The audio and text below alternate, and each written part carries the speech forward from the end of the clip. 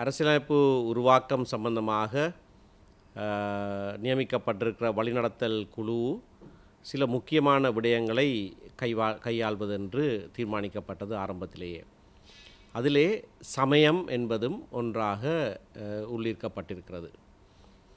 இதுவரைக்கும் 3 விடயங்கள் சம்பந்தமாக மட்டுமே வழிநடத்தல் குழுவிலே பேச்சுவார்த்தை நடத்தப்பட்டிருக்கிறது. அதாவது தேர்தல் சீர்திருத்தம், நிறைவேற்று அதிகாரம், மற்றது அதிகார பகிர்வு. மற்ற விடயங்கள் சம்பந்தமாக இன்னமும் எந்த விதமான பேச்சுவார்த்தையும் இடம்பெறவில்லை. ஆகையினாலே இது குறித்து அனைத்து கட்சிகளும் சம்மதம் தெரிவித்திருக்கின்றன என்று சொல்வது தவறான ஒரு கூற்று. அது மட்டுமல்ல, தமிழ் தேசிய கூட்டமைப்பு ஒரு மத சார்பற்ற நாடாக எங்களுடைய அரசியலமைப்பு சட்டம் இருக்க வேண்டும் என்பதை திட்டவட்டமாக எங்களுடைய நிலைப்பாடாக கொண்டிருக்கிறோம்.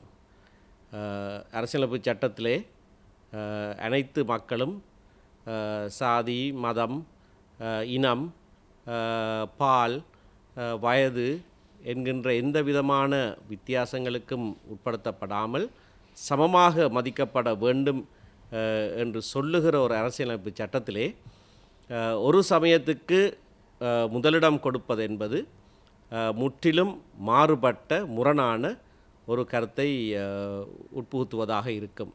ஆகையினாலே ஒரு குறித்த சமயத்துக்கு முதலிடம் கொடுப்பது என்பது எந்த காலத்திலையும் ஏற்றுக்கொள்ளப்பட முடியாத ஒரு விடயம்.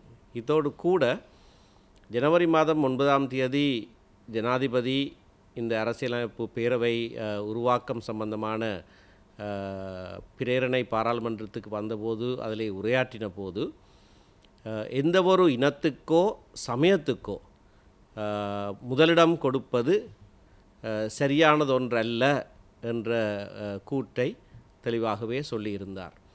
ஆகையினாலே எங்களுடைய நிலைப்பாடு இதிலே திடமானதாக இருக்கிறது.